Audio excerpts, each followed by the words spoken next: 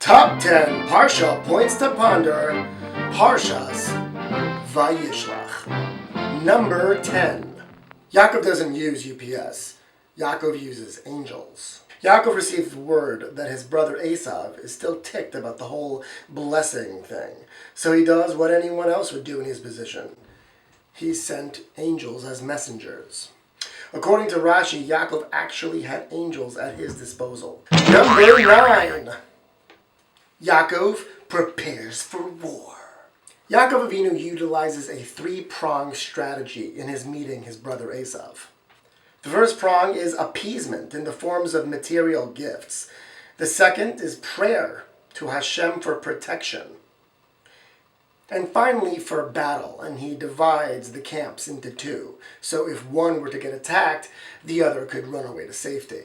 Number 8. Yaakov is the first wrestler in history. Oh yeah, brother! There's gonna be a smackdown! Ooh, Ooh. Wow, that's rough on the vocal cords. There is no one that does it better than the Macho Man Randy Savage. According to Chazal, Yaakov wrestled the guardian angel of Esav. The two fought until the crack of dawn. And when the angel saw he couldn't win, he dislocated Yaakov's hip, which is why today we don't eat the hip tendon of an animal or the sciatic nerve. Number 7.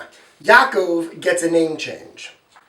So Yaakov didn't want to let the angel go, and he said, "Give me a blessing before you leave." Which is kind of like interesting. You just were done fighting with this person the entire night, and now you want a blessing from him. But I digress. So the angel changes his name from Yaakov to Yisrael. From Yaakov, which means heel grabber, to he who struggles with God. I guess that's a much cooler name than heel grabber.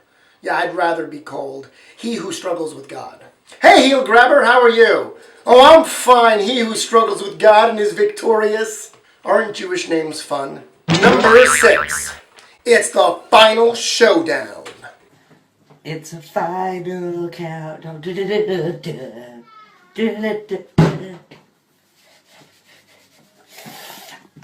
No, not the Final Countdown, the Final Showdown. Yeah, something like that. After 34 long years, the twins finally unite. Now, if you look in the Torah, you'll notice that the word, "and he kissed him," is covered in dots. According to Rashi, who quotes a medrash, Esav wanted to rip Yaakov's throat out with his teeth, but miraculously, Yaakov's neck turned to stone and Esav broke his face. Which is why the pasuk ends with, "and they cried." Yaakov was crying for the fact that he isn't dead, and Esav was crying because of his broken teeth. Number 5. Deena is abducted and forcefully married to Shem, forcefully engaged. I'm trying to keep it rated G, folks. I really am. Apparently, Shem loved Deena so much that he had his father Hamor make an offer for intermarrying with the sons of Yaakov. Which makes sense, right? I mean, we just kidnapped and violated your daughter. Let's just make us all one big happy family. Makes a lot of sense. Number 4.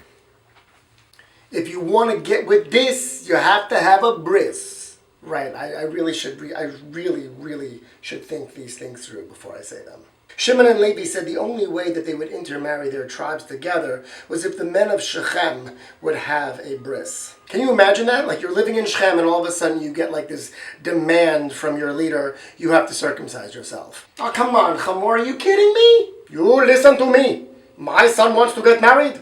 You have a circumcision. Number 3. Shimon and Levi are like Double Dragon. But like if Arnold Schwarzenegger and Sylvester Stallone were the Double Dragons. On the 3rd day after the mass circumcision, Shimon and Levi go all Arnold Schwarzenegger and Sylvester Stallone on Hamor and his people. They killed every single man. And the real kick is that they were only 13 years old. I wonder what they were like as babies.